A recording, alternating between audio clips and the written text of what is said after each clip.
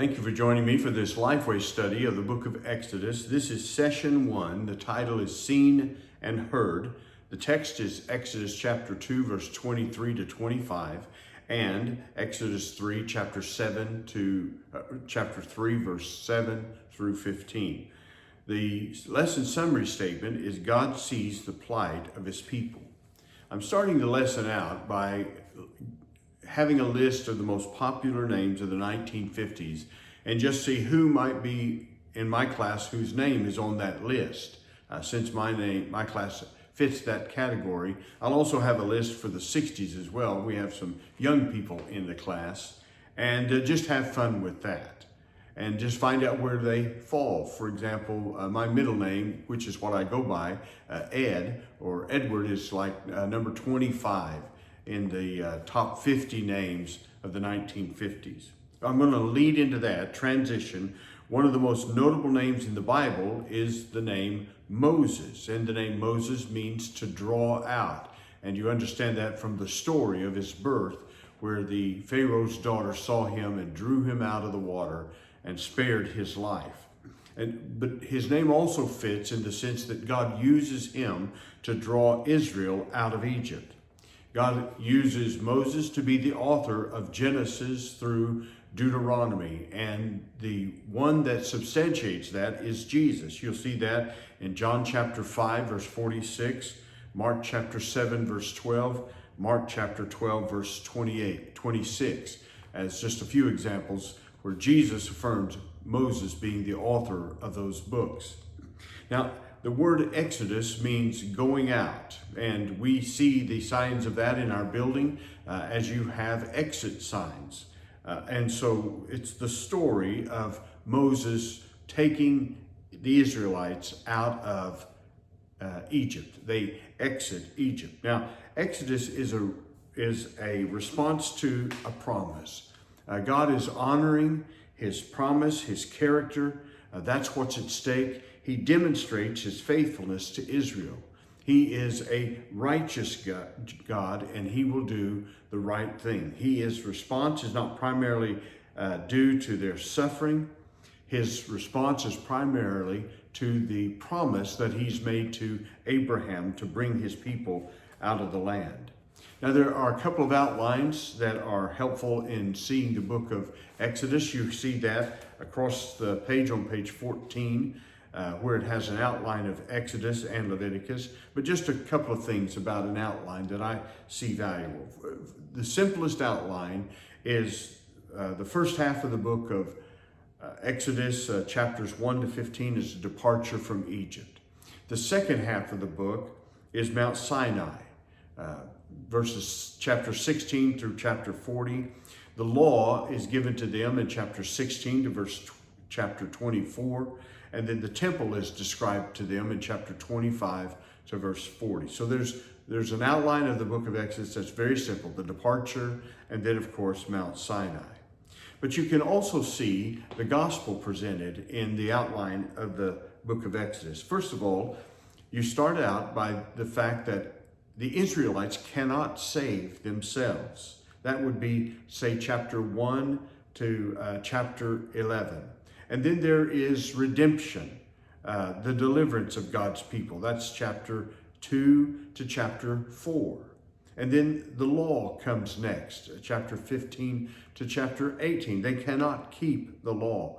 The lifestyle section follows after that. This is how the law is to be lived. And then of course, in verses chapters 35 to 40, you have God's indwelling. There's a movement in the book of Exodus that represents the work of God's redemption in our lives.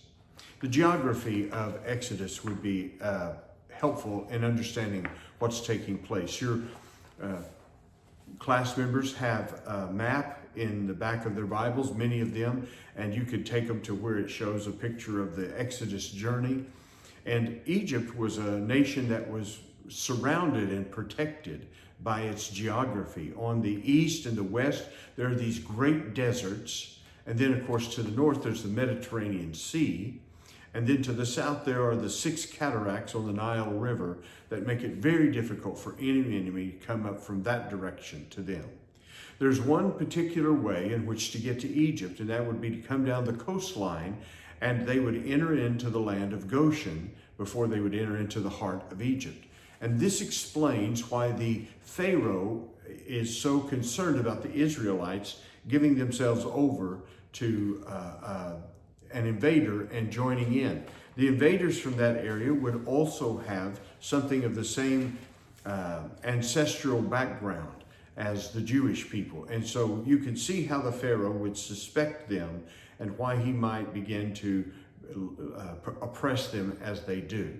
So all of that is in the mix. It's in the back of the story influencing what's happening here. The first point is the word heard. Chapter 2, verse 23 through 25. And what we're seeing in these verses is a heavenly perspective. It describes how earthly events affect God in heaven. And I want to go through those verses giving some explanation. And you'll know from your studies the great verbs that are used here that describe the terrific agony that the people are in. The word groaned is a word of intense grief, distress, and agony. These verbs are showing the motivation for God to act. You see, first of all, verse 23, after a long time, the king of Egypt died. So the king that wanted the life of Moses, he passes away. And of course, every time there's a change in administration, you anticipate a change in the way the government's going to act, and you have hope that it will act better. And so what happens is this is what the Israelites hope. This old king passes away, a new king comes to the throne, and they no doubt hope that there's going to be some changes in the way they're treated.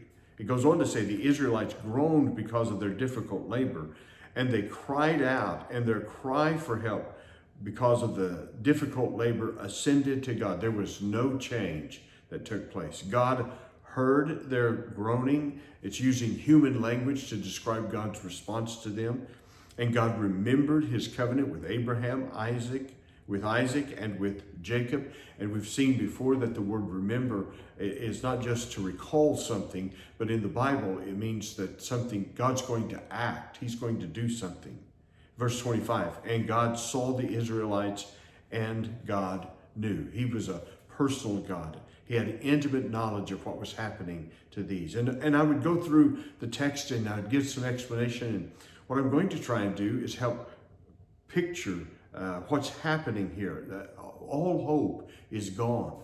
The people of Israel had wanted to stay in Egypt. It had been a profitable, beneficial, abundant, blessed life that they lived in. It's stripped away from them.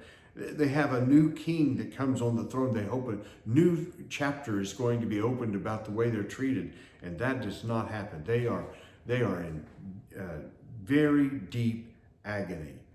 And so as we go through that, and I explain the verses about the human condition, I want to ask them, what does this passage teach us about God? We understand the condition of the people. We sympathize with it. But what are the things that we're learning about God from this passage? And we'll list that in our class. Now, when we suffer, we want relief now, but it's often delayed. And God seems silent.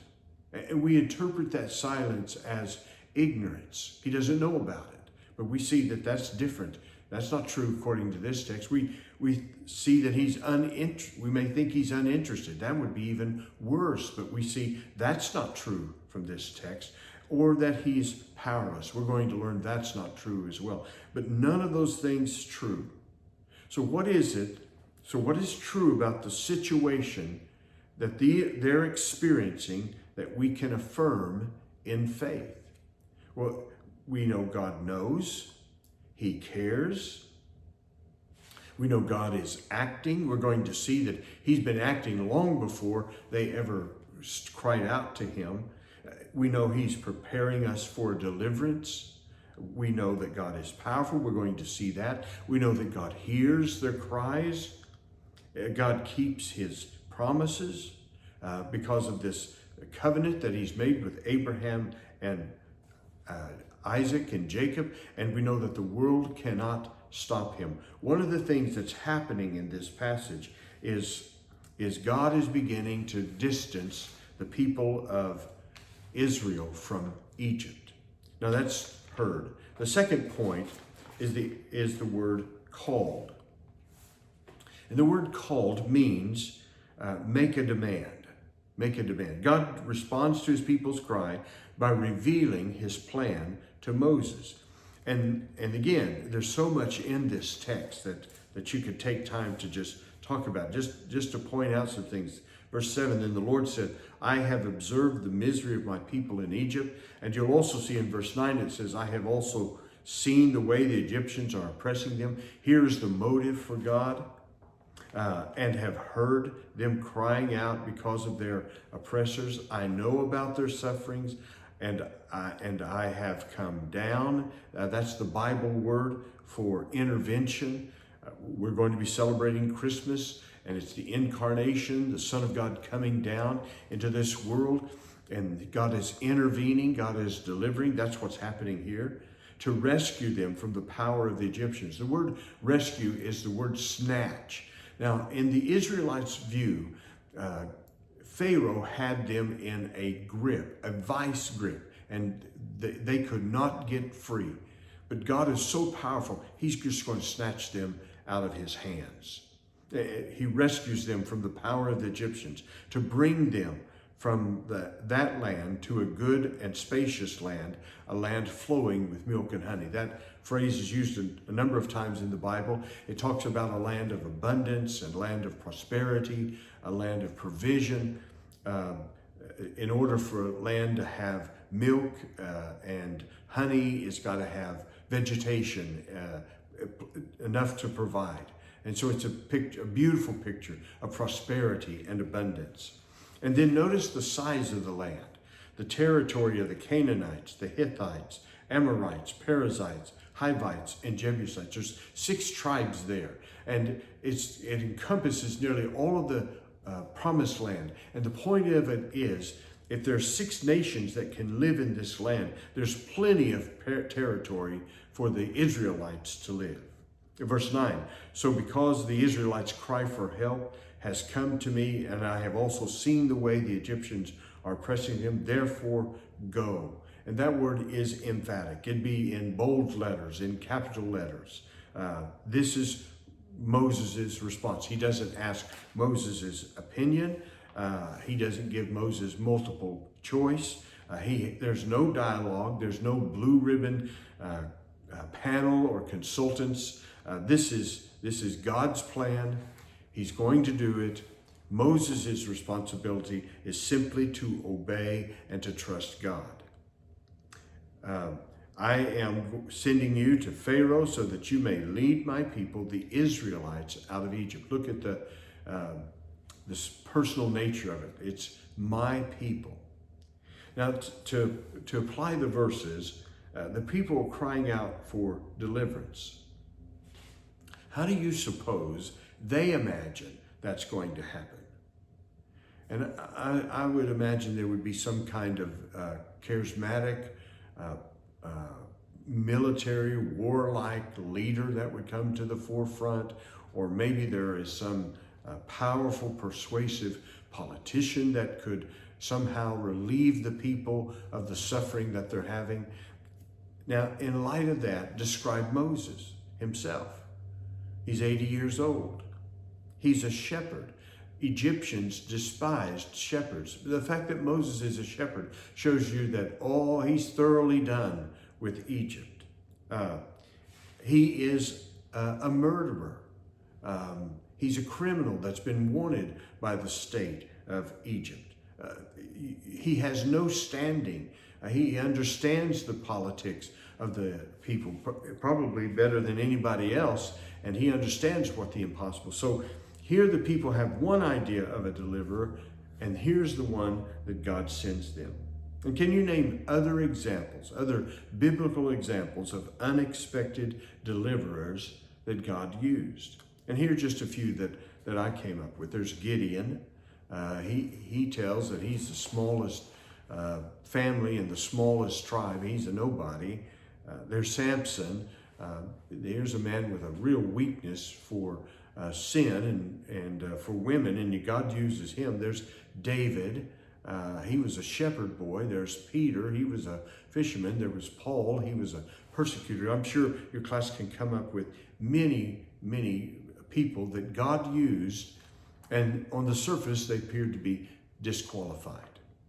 Now here's the question I have for the class. God doesn't call the qualified.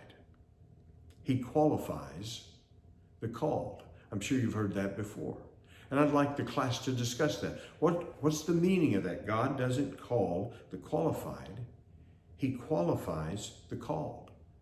What's the significance? What is that statement teaching us? How do we see that in light of what's happening with Moses' call? And then there's a second statement. We are saved from something to something. They're going to be saved from Egypt to the promised land. But they're also being saved out of slavery, from slavery, to go to Mount Sinai, where they will worship God and they will be the servants of God. So I'd like the class to respond to that. We are saved from something to something. What are the implications of that? The third point is the word promised. Chapter 3, verses 11 to 12. Again, I want to go through and just explain some of these verses. But Moses asked God, "Who am I that I should go to Pharaoh and that I should bring the Israelites out of Egypt?" Well, do you see the problem with that question? First of all, he's comparing himself to Pharaoh. And secondly, he thinks he's the one that's going to bring the Israelites out of Egypt. He hasn't quite understood yet that the one who's delivering is God. He's just simply the instrument that God is going to use. Verse 12, he answered, "I certainly will be with you, and this will be the sign to you that I am the one who sent you. When you bring the people out of Egypt, you will all worship God at this mountain." So what is the difficult context that Moses is in? There's this powerful nation. Maybe Egypt was the most powerful nation in the Middle East at that time. Moses has no standing. He has no army. What's the context of it? He's 80 years old.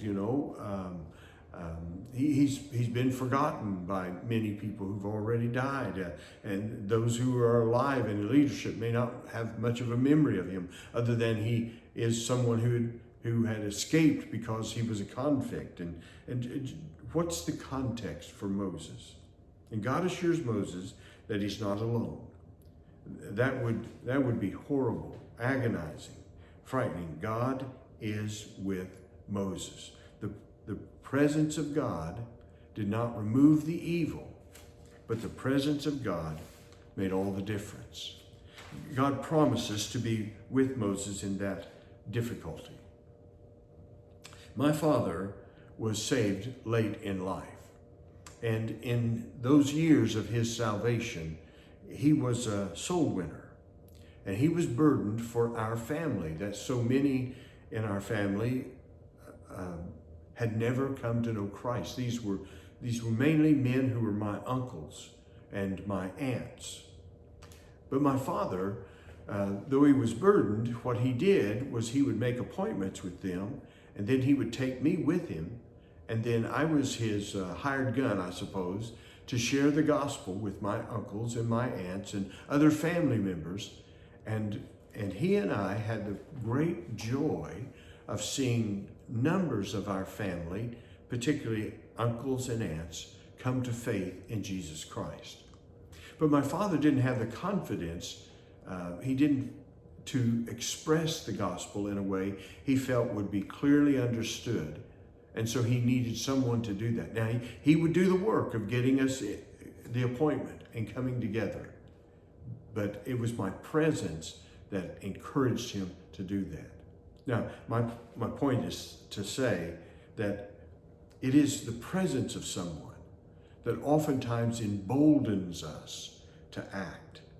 And many of my family members are in heaven today because my father had the boldness and the faith to act, and having his son with him gave him the confidence to approach family members and friends about faith in Jesus Christ. I'm just saying to you, you and I have this promise from God of his presence, and it gives us the confidence to act. The promise of worshiping at the mountain. I remember reading that and thinking, man, that you don't know for sure whether God's been in this until you're standing at this mountain. But what I think is being said here is the promises of God are reality. If God has made us a promise, whatever God has promised, that is reality. And so I want to take just a moment with the class and ask them, what are God's promises to us as his children? And so there is the promise of salvation. And the fact that God promised us that we would be saved when we repent and put our trust in Jesus Christ. Friends, that is reality. That will happen one day. And we will know it'll be the promise of God that made that happen. The last point is the word revealed. And again, I want to go through the text and make some comments. It's Moses' second excuse. And Moses' second excuse is ignorance. I don't know enough. And God's answer to that is, you need to know more about me. You need to know more about the living God. And so I go through that, and I want to give an explanation of this name that he's given, I am who I am. And there's an article that I found I'd suggest to you that does a good job of going through the different understandings and implications of the name I am, or I am who I am. The title of the article is 7 Meanings of Yahweh and Why It's Such an Important Name for God. 7 Meanings of Yahweh and Why It's Such an Important Name for God. The author is a pastor named Tony Raker, R-A-K-E-R. And he is at a Free Evangelical Church,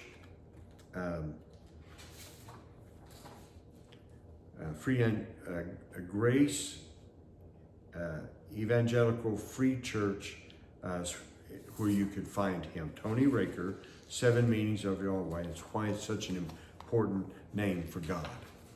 Now, basically, just very briefly, this is a very powerful name. I am Yahweh. It's a subject, a verb, and no direct object.